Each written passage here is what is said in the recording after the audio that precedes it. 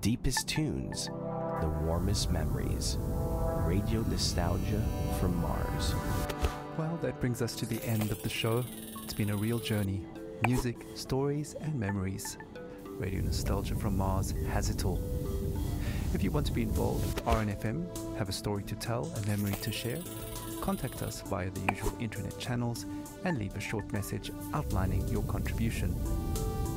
Once your story idea is vetted and greenlit by corporate, we'll track you down to organize a time to record you. Please note that not all stories are accepted and we are not permitted to give out criteria, so stories and ideas are submitted at your own risk. A big thank you to our show sponsor, OMAS, the no stress, no fuss drink for the ultra elite. And a big thank you to corporate for allocating us this precious time and their resources on this tight beam to you. I hope you've enjoyed the show. It's been a pleasure to take your hand. We're playing out with Crowded in My Mind, a song that always reminds us that no matter how cramped and stuffy we feel, in the end, there is always a breath of fresh air in memories of blue skies. Muzika iz starih dobrih dana. Radio Nostalgija sa Marsa.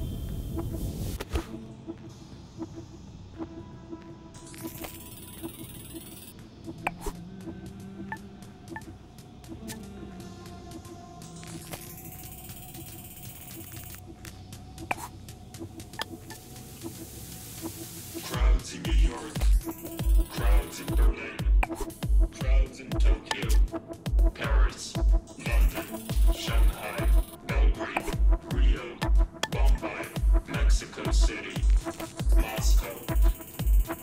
Crowded on the screens, crowds on the phones, crowds in the papers, crowded sounds in the wind. It's crowded in our minds, so crowded.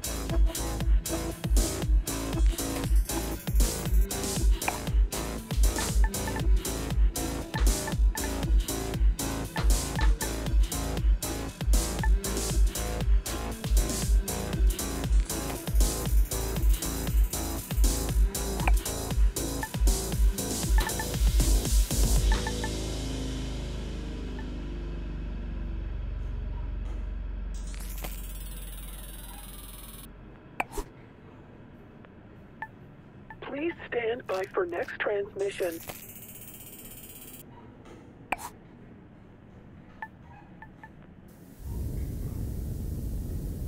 Please stand by for next transmission in 30 seconds.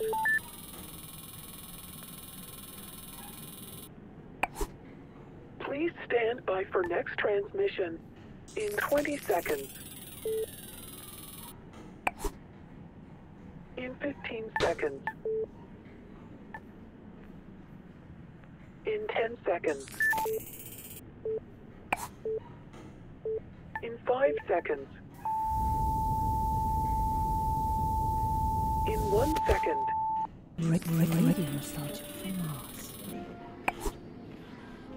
Yeah, to all you Martians out there, welcome to another edition of Radio Nostalgia from Mars. Plenty of great stuff coming your way onto Soul Show. You know, a bit of that old Terran flavor, some more stories from our beloved callers, and news and views from around our base out here among the stars.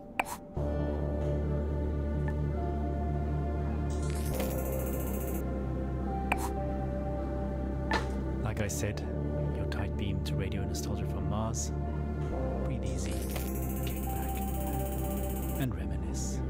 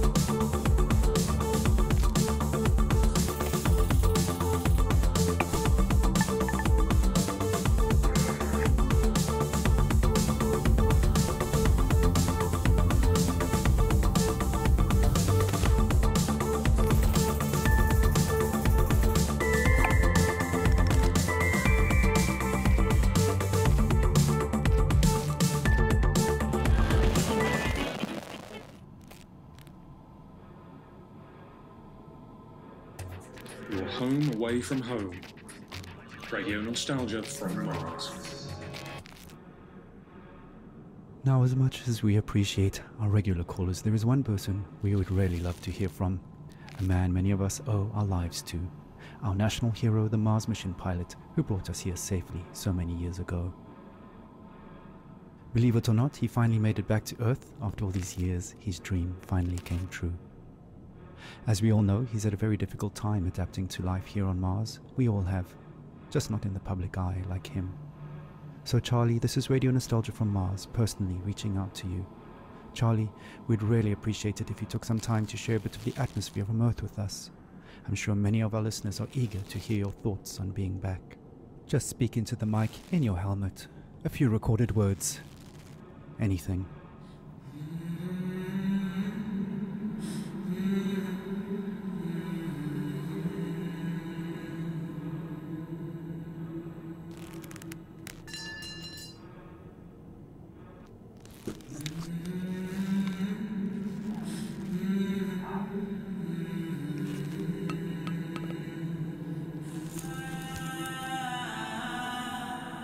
Well, it's worth a shot. I know he's the biggest fan of Radio Nostalgia from Mars, and he's probably listening now from a rooftop somewhere in Alphaville. So stay tuned to see if he responds. But to be honest, I don't think we'll be hearing from him anytime soon, sadly. Oh well, who can blame him? Let's not spoil his moment any longer. Continue our own trip down memory lane.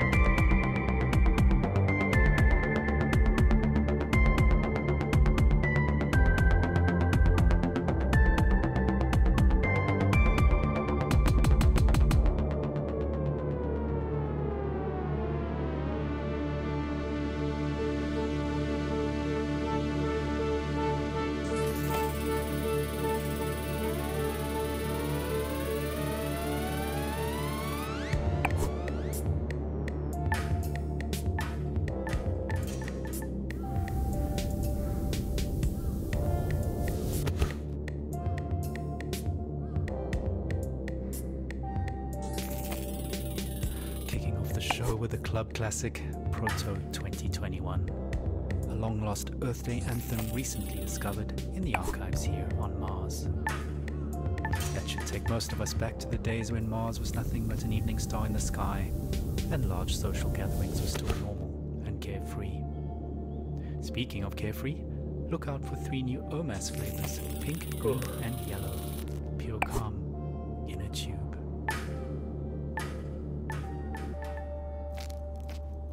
Right, moving on. As always, we've collected some stories from our beloved callers, and up first is a young man who might just be the luckiest one of us all. События, воспоминания, старые добрые времена, оригинальные источники, подлинные истории, надежда, вдохновение, драма, радионостальгия с Марса. I nearly missed the boat to Mars. I mean, the rumours about something big happening in Alphaville have been floating for a few years, and of course it was impossible to separate fact from fiction. At that time, I barely made it through insurgent territory to this floating ghetto about an hour away from Alphaville by motorboat. I won't go into detail, but the crew I ran with bribed an outpost guard to go have a really long piss, while we used his comms to access their infranet. Their information turned out just as distorted as ours, but we found one channel that changed everything. Some bright spark in Alphaville had made colour-coded spreadsheets of shipping data a monkey could understand. Imports into Alphaville were off the charts, while exports had zeroed out completely. I mean, nothing was coming out, even on the black market, which incidentally was fully accounted for, meaning it had to be sanctioned all along. So we knew something was up. Of course Alphaville media spun this situation heavily. The insurgents were blamed for everything, disrupting supply lines, stealing aid and so on.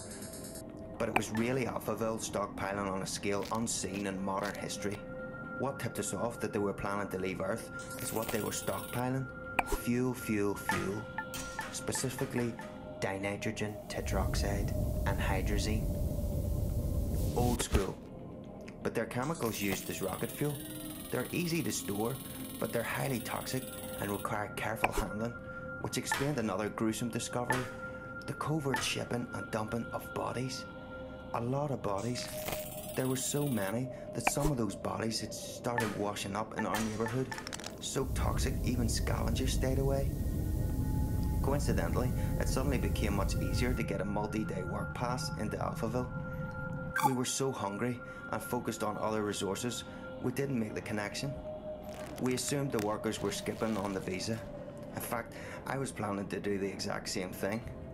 So actually, I lucked out. I'm a small guy, and Alphaville was so strapped for labour at that point that I was given an unscreened pass and ended up in heavy labour, moving enormous containers into storage with mechanical suits. But it didn't fit them.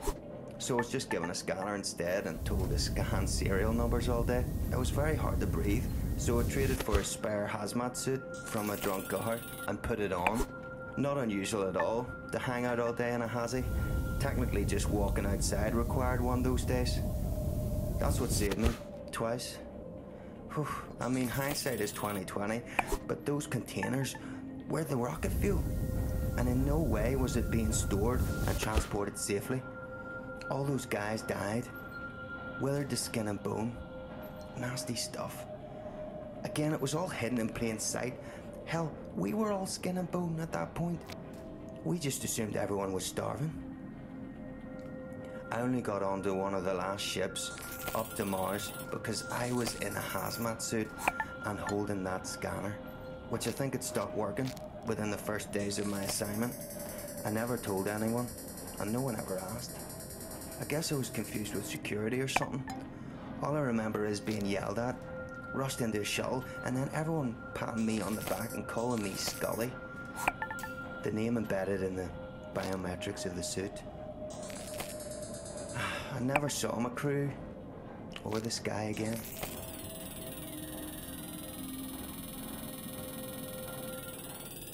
Radio Nostalgia from Mars. Wow, what amazing luck to be in the right suit at the right time. Just goes to show, dressing appropriately for the job can really go a long way. Speaking of dressing appropriately, here's a Mars fun fact. Despite an average temperature of well below minus 80 degrees centigrade, if you step outside without a suit on, you won't freeze to death, your blood will boil. That's due to the low atmospheric pressure outside. So please maintain your suits properly and follow decontamination protocols strictly at all times when returning from extra habitat activities. No suit, no life, as we say. Radio nostalgia from Mars. Right. How about a 21st century love song remixed for the 22nd? Who's watching who? Espionage or true love? I guess we'll never really be quite sure.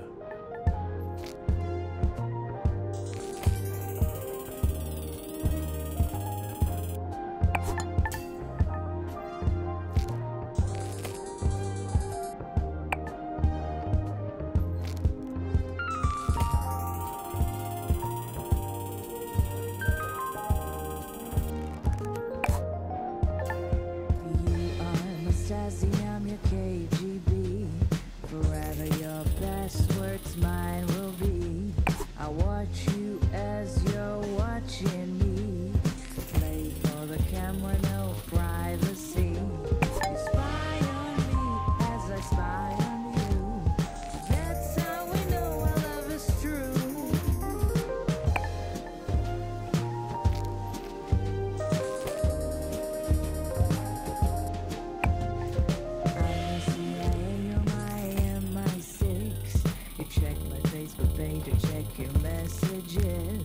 Orgasm as the world enters catastrophe through voyeuristic melancholy. You spy on me as I spy on you. That's how we know our love is true. They say that love is blind, that only the agency can see. No place for us to hide, no room for love to be.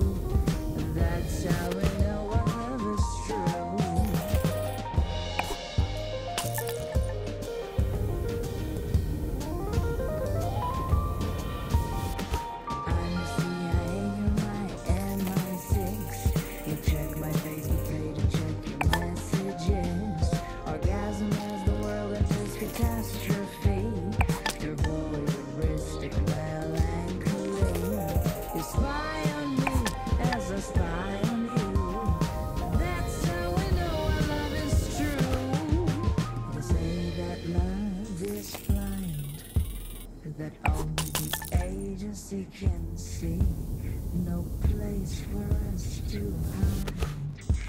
No room for love to be.